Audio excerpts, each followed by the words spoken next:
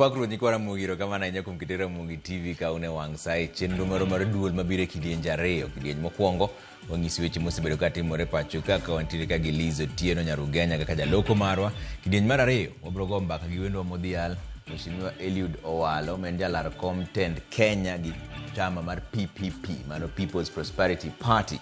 Wabiro penje siasa ma en godo kod dongruok kaka pache ringo kaka dwaro laro kom mar tend piny Kenya gika chenro mopango duto te. Imbe dwaro winjo pachi 2-3-6-0-0 e kaka inyalo yudo an kaka pile nyinga Trevor Ombija jandingo panga jonyakach dendo Ombija taya nyakwar guok ocha pesa. Magi weche manyien ma wan go.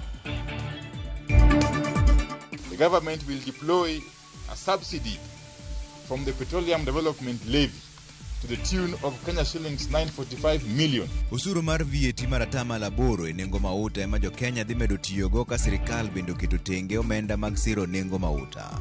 And it is only the wearer of the shoe who knows where it pinches the most. He has not shown any iota of remorse. Jalweny machon Peter Mugure omi twech mochwere jela kuom nego jaode gi nyithinde. One launch school tailoring. Cheran wan godo mwakelo kae charende anango wala manyagoyo to sani kona dwa chako timo ang'owa tueng'o. En fuong'ruok ne mine ka okale tiegruok mar tueng'o mimiyo gi nono maonge chudo e gweng' ma Kiabuya mani Suba South.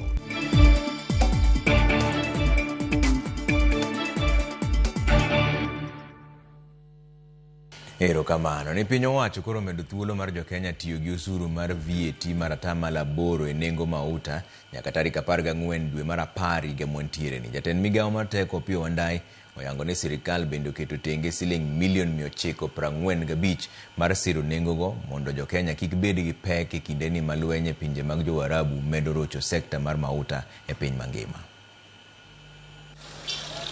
Kako kang mar gayo pek mar nengo petrol e thurka, piny owacho biro neno ni osuru ma nengo ne oyweyo mar VAT mar atamalo 8 omedo tiyo kuom dweche 3 nyaka tarik 14 dwe mar 10 higani. Jatend migawo mar teko Opiyo Wandayi bende olando ni piny owacho opuodho maromo milion 945 mar siro nengo mauta kako kang mar konyo jo Kenya kik yud pek. These interventions, ladies and gentlemen, reflect our broader commitment to protecting consumers, supporting businesses, and safeguarding the economy from external shocks, while ensuring that petroleum products remain as affordable as possible under prevailing global market conditions. I therefore wish to reassure motorists, public transport operators, manufacturers, farmers, businesses, investors, and indeed all consumers that there is adequate fuel across the country. Giesani lwet mar lweny e pinje mag Middle East medo tedore ahinya te kind Amerika gi Iran, gino mabende osemiyo yo ma mahuta kaloe kaike pinje mamoko mano Strait of Hormuz kinde duto bedo kod ng'ikni. Piny owacho lero ni onge tiende jo Kenya bedo kod kihondko mar mahuta. Even though as government and on account of the very robust G2G fuel importation framework, we have been able to ensure that there is adequate supply of petroleum products in the country throughout this season of crisis. We cannot guarantee what prices will obtain when. Fact that premium and freight under the G2G arrangement remains fixed. As a country, we have been able to benefit greatly, and our consumers have been able to feel cushioned adequately, even as prices continue to escalate worldwide. Kata kamano, tungni mar lweny e pinje maokogo oseyiengo nengo modhi, gina ma sirikal wacho ni chuno ni gimed lalre gi jokanyo mar neno ni jo Kenya ok obedo kod pek. With the start of the Middle East crisis, international benchmarks have now begun to climb again. And this renewed pressure will be reflected in the pricing cycles that will follow. This ministry will continue to work closely with the industry to keep supply consistent and uninterrupted, to defend the fixed terms of our government-to-government arrangement, and to keep Kenyans fully and openly informed as the picture continues to develop. Those factors out there that create a situation where prices continue to escalate, even though they are beyond our control as a country and as government. We are lucky that within the G2G framework, the freight and premium cost component remains fixed. Tok makamano biro ka jo Kenya pod ni kod geno ni nengo mauta biro dok piny mondo mi ores pek mar nengo mwandu mamoko. E seche moganda jo Kenya koro rito nengo manyien mar mafuta mar dweni, piny owacho koro ochopo mar keto okang' makende mano nigi reso chuny jo Kenya kaloro kod nengo mar mafuta e dweni. Eric Owenga, Ramogi TV, Nairobi. Duol matayo yiero e pacho ka IBC ogolo siem ne josiasa mabdonjore e yiero ma ol kalau kendo kelo tulo ni biro kawnegi okang' mar chik. E twak gi bede migepe mamoko mag sirikal, bad migawo mar obila oyango ni gisechwalo obila maromo 1,000 e kar chung' od bura ma ol kalau mar neno ni arita oridi e kinde yiero no. Lydia Okeyo nigi ler mar wachni. Kasa kwanore kendo medo sudo machiegni to ibago yiero madundo ma ol kalau luoro pod nitie kaluwore gi tulo makagi kacha ma osenene kinde campaigns e kar chung' od burano ma ol kalau. E twak margi gi jofwambo, duol matayo yiero e pacho ka IBC kanyakla kod bede migepe moko mag sirikal kama oting'o bad migawo mar obila, IPOA, EACC kod NCIC ogolo siem mager ne josiasa mabiro temo donjore e yiero makamano. If we find anybody who is engaging in campaigns beyond the gazetted timeline, that person will face the consequences. Each candidate or political party is allowed to appoint only one agent at each polling station and one chief agent at the tallying center. IBC olando ni ikruok oseketi makare Marta oyiero ka otese mag goyo ombulu bende osechopo e kaunti no. Tesende goyo ombulu ibiro yaw sa 12 okinyi nyaka sa 11 odhiambo ka bende gichiwo chike mabiro tayo chenro makamano. We shall not bar anybody who comes late as long as you are at the polling station by 5 p.m. No one person is allowed to assist more than one voter. The use of mobile phones in the polling booth is prohibited. You shall actually be prosecuted, and if you are found guilty, you will pay a fine of up to 1 million Kenya shillings. Offending party can also be imprisoned for a term of not exceeding 3 years. Bad migawo mar obila oyango ni giseoro obila maromo 1,000 ol kalau kata send goyo ombulu moro ka moro biro bedo gi obila ariyo. Obila mag okwach kich bende dhi beda kicha mar ng'weyo paro mora mora mag kelo tulo e kinde mag yiero no. I have deployed 4 platoons of the General Service Unit officers. I have deployed 4 platoons of anti-stock theft unit officers. I've also deployed 4 water cannons. Sufficient deployment from the Directorate of Criminal Investigations, DCI, whose mandate shall focus on intelligence gathering, investigations, arrest and prosecution of any party or individual or individuals involved in any electoral malpractice. Duol mar EACC oseomit bilie ma osebedi ka ichiwo na jogo ombulu ka duol mar NCIC bende ojiwo josiasa mondo thegre gi weche mikiro kod akweda mag dhoudi kaka yor nyayo kwe kod achiel mar oganda e thurka.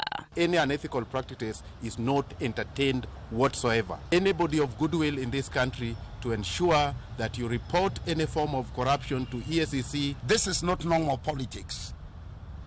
It is conduct that the law calls hate speech and ethnic contempt, and it carries real criminal consequences, including fines of up to 1 million shillings and jail terms of up to 5 years. Manandalo achiel kende bang report manogol gi Kofi Annan Foundation nyiso ne piny Kenya kirik donjo e tulo e yiero mabiro bede migepe mag sirikal koreo koda ka mano mar yiero mar IBC kanyakla gi ba migawo mar obila oyango ne giseketo kenge makare mag neno ni arita obedo makare nyakoro mgajuang makare obedo ni gitamore duoko penjo mana jofwambo openjo kotendre koda kit kaka weche osebedi pacho ka koreo koda ka tulo mosebedo kanore anoya he pacho kae kata mana he wang obila.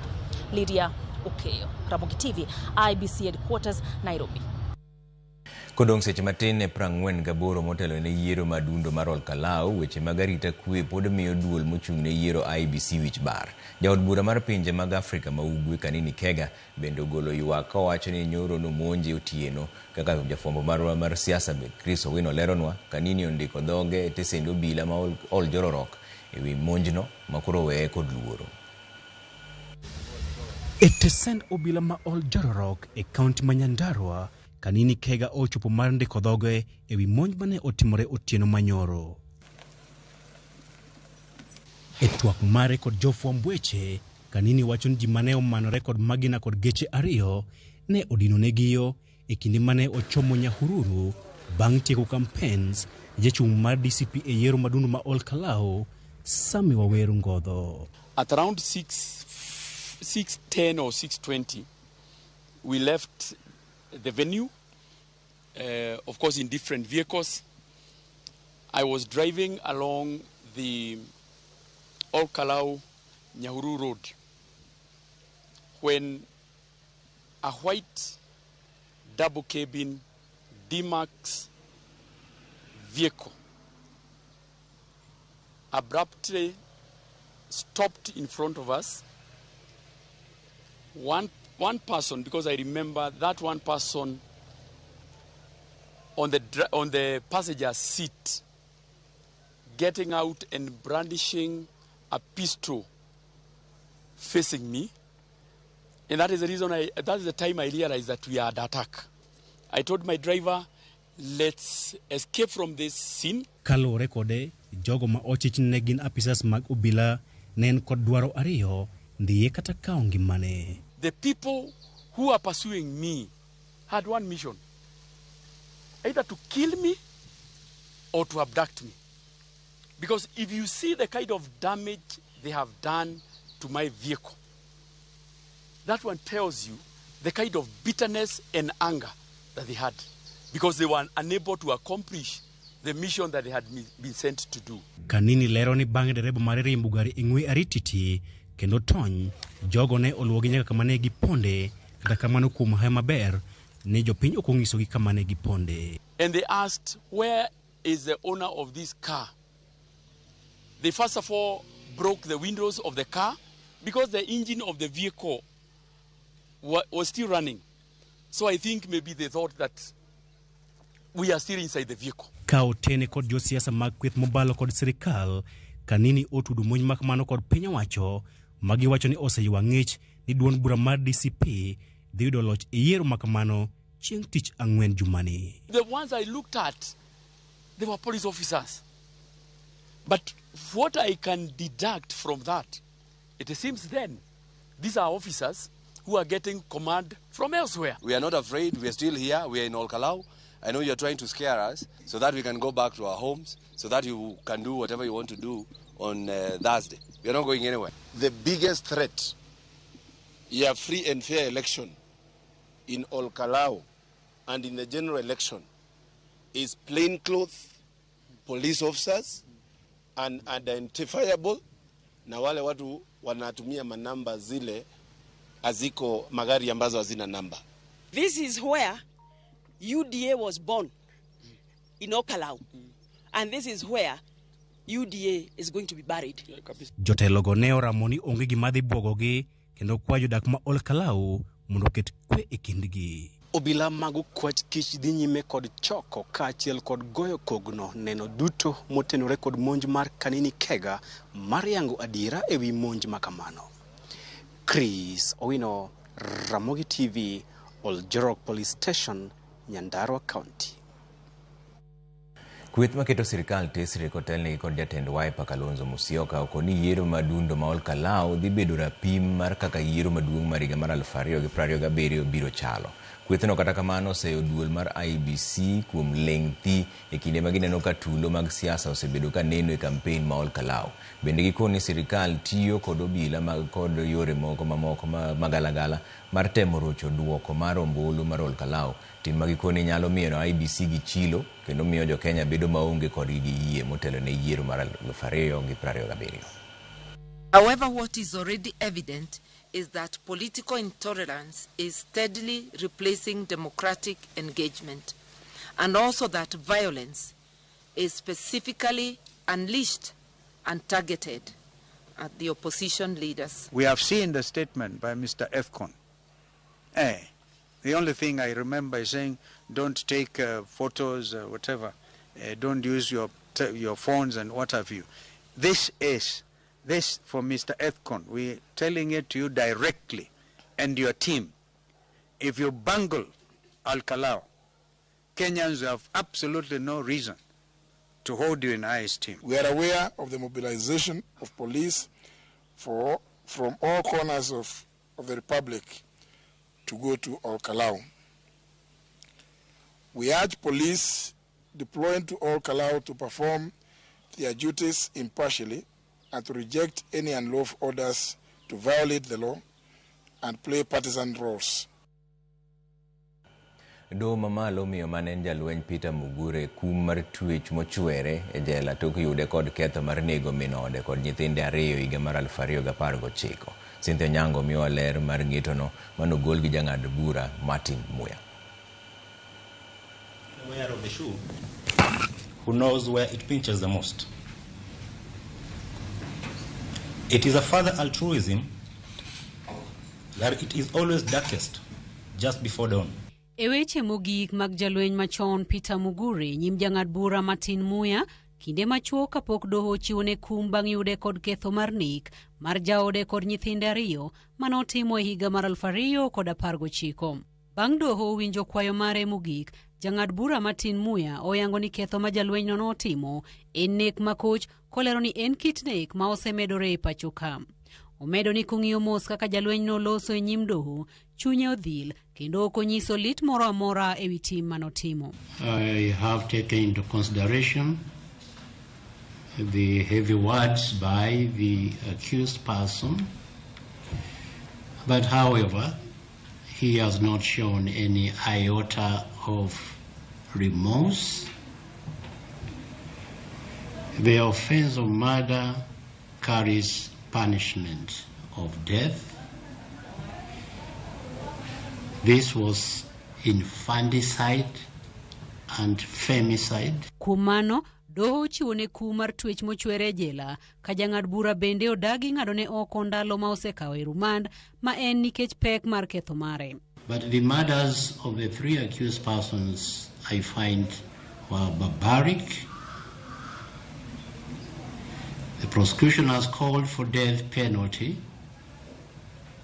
I am aware that the Muruatetu case has not made it illegal, but in the circumstances of this case, and in bearing in mind the time the accused person has been in custody, I sentence him to life imprisonment. Jalwenyno kata kamano onyiso dwaro mar chwalo ng'ure doho mar apil e thuolo mar ndalo 14 mar kwedo pek mar kum momiye.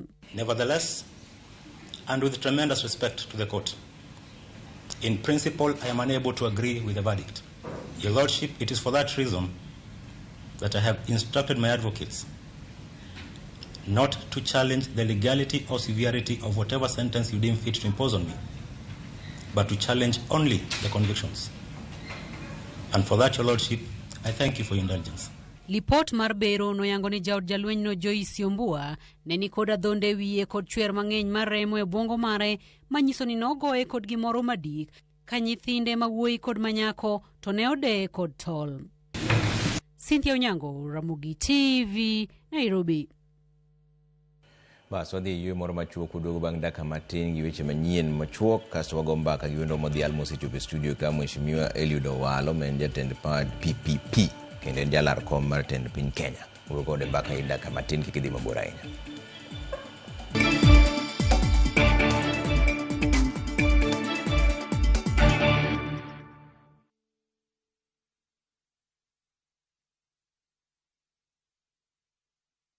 Dubai has a way of making everything feel bigger. One moment you're exploring the city, the next you're cruising through Dubai Marina at night with dinner and skyline views all around you. Then suddenly you are in the desert, watching the sunset and enjoying a barbecue dinner under the stars. It's adventure, excitement and unforgettable moments all in one trip. Experience 4 nights nights in Dubai with View Travel, starting from $1,180 per person sharing. Visit www.viewtravel.com or call 0703-254-254. View Travel.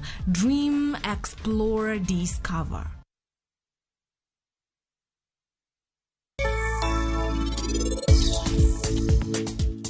Anabro timo gima duong' mabiro miyo kubu bedo machiegni, mabiro miyo unji ariyo okubi paro wach mar romo kendo.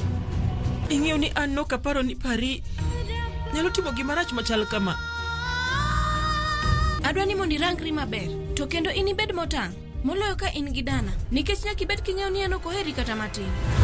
To bende ining'eyo ni gisani entie machiegni ahinya gi Niti.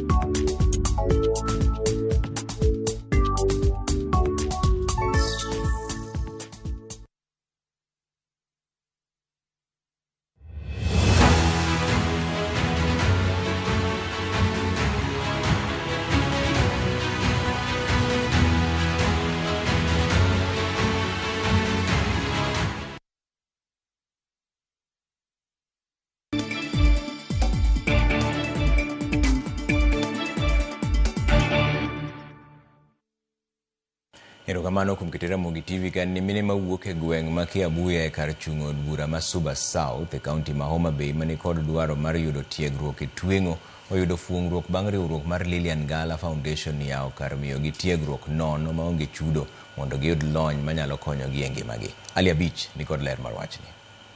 Chenro mar jalo joma mine mondo gibed kod mwandu e lwetgi ma ginyalo sirogo familia mag-gi osebed ka itimo e yore mopogore ka josiasa e kauntis ma Kaluo osebedo kaluorore ka gigo arambe ne mine kendo pesa mowuok e arambe ma kamago ipogo aching' ne mine gweko mar timo ohala. Kata kamano riwruok mar Lilian Gala Foundation to biro kod yo machielo mar jolo mine nyato mago mayutogi ni piny e gweng' ma Kiabuya ka chud bura ma Suba South bang' yawonegi kar tiego mine tweng'o ka gitiyo gi charende manyasani mondo giyud lony manyalo konyogi kata mana e kinde mabiro. Launch school mar tailoring.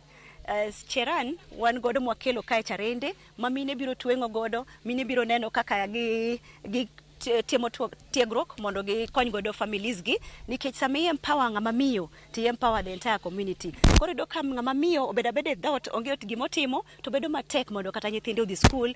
Director mar riwruogno Lilian Gala wacho ni mine mawuok Kiabuya mane kod dwaro matimo tiegruok e tweng'o giseketo negi jopuonj mabiro tiegogi e Kiabuya. Kae tielo mokwongo mine 45 oseikore mar yudo tiegruok e tweng'o mag lewni mopogore kendo bang' tiegruok mar dweche 3 to duol mochuni weche mag tiegruok e pacho kaende Neta biro chiwo negi certificate ma koro ginyalo tiyogo. 3 months cohort mokwongo biro donjo to after 3 months gi graduate. So every 3 months wa gi graduation e kadang ng'at ka ng'ato dang kale. To Nita bende nyaka wadhi opatna gi Nita mondo Nita obi otimno certification. Tiende ni center wa kae kata jomo wa Kisumu matimo tailoring biro puonjore kae ma gibed certified. Koro ok wadhi beda ni wan wapuonjore, wadhi bedo a place ma Nita bende time certification gi. Wan gi 45 women, tiende ni namba mamalo kabisa. No project 20 but wayudo ka namba no dhi malo mowingo kaka no paro. Omiyo koro nyaka wambe wapar kaka onyalo medo classes. Kama kuom mine ma osenyiso dwaro ma yudo tiegruok mar tweng'o ywak e dok chien e weche mag ohala ma gisebedo ka gitimo ka giwacho ni yudo tiegruok e tweng'o mag lewni mopogore dhi medo bero ngimagi. Thoth mine dhi nam omo omena to omena gi sani omena koro this ok yudre. Koro giomo omena to gibiro gi moyo. Koro tinde omena be tin. Koro gima ji timo malong'o sani onge. Ka ng'ama ong'e tich maber obiro kawo otero Kisumu, Nairobi, Nakuru. To gigo biro loko ngimawa nikech ka atiegora mang'eyo tich maber biro konya gi nyithindo. To wan kaka karwa Kiabuya ka kata Suba waka pok nyocha waneno gie. Omiyo wago nero kamano maduong' kuom timonwa gi maber machalo kama. Ne jatelo moro amora mantie gi mare moro matin manyalo losonwa. Embo kela mana kaka Lilian be otimore nade okelonwa. Tago ero kamano maduong' nikech an kaka uneno an kani anango wala manyagoyo to sani koro adwa chako timo ang'owa tweng'o tang'eyo ni ka tweng'o kendo adwa dhi gi pacha te kaka uneno tini. Ali Abich, Ramogi TV, Homa Bay.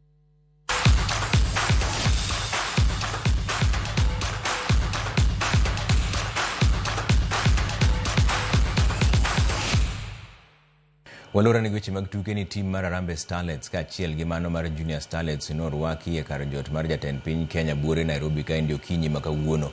Limbe manobiro tok timbe go timo maber e tuke gi. Jatend piny Kenya William Ruto osingo mar wuotho gi nyidendi mag Junior Starlets tok timo ngado tiko mar yuore tuke mag pinje mangima mibiro bagi e piny mar Morocco. Junior Starlets mano ngado tiko mar tuke pinje mangima tok loyo tim mar Afrika ma milambo gonde 5 kuom 1 e tielo ariyo. Kuom achielo, Starlets biro yuore tuke mag pinje Afrika machakore tarik 25. Believe that you can compete with anyone FIFA places before you. I know you will. Na mumesema ya kwamba mkicheza kama nyinyi na mimi nitafanya nini? Nitacheza kama mimi. Millions and millions of you will be touched directly by this. It is a unique moment in our history that we are seeing this kind of development in creative economy sector and in the sports sector. And I give you assurances, Your Excellency, that today we will do everything in our power to ensure that the software is right, that we commercialize the sport and bring resources to the pockets of our footballers across this nation. Nashukuru the federation kwa kutupea the support kwa camp. Tumepata everything, hatujakosa chochote, na tunathank pia the government for the support kuleta ma fans the time we needed them. Na also Mr. Riwruok matayo tuke mag Olympics pachoka ndio nyiso coaches mano yudo tiegruok mondo ti gi rieko mane giyudo gero kendo loso chenro mong'ith mag tuke mag judo pachoka endi mangima. Kano wuoyo kinde mano lura yanga tiegruok mar ndala beach mano otimne coaches go, jalup jakom mar nok Barnaba Korir olero ni tiegruok no bire sa makare mar kelo lokruok makare e tuke mag judo.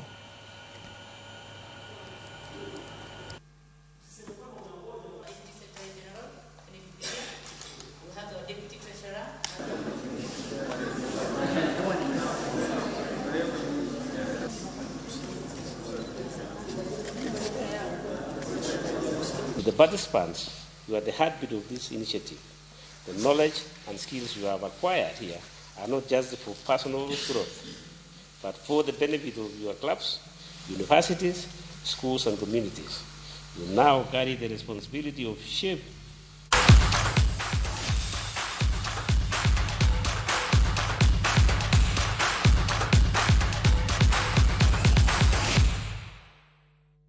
Mane ka molore kidieny mokwongo mar chenro mar duol wadhi yeyo moro machuok waduogo sani twago mbaka gi Mheshimiwa Eliud Owalo men jalar kom mar tend piny Kenya kendo jatend PPP men People's Prosperity Party wadhi penje gimo miyo laro kom mar Kenya to gik moko dhi timo mondo miyo kel lokruok e kuonde mang'eny mag uchumi, somo, thieth, kuonde mang'eny wadhi goyo kode mbaka bang' dakika matin omiyo kik idhi mabor ahinya.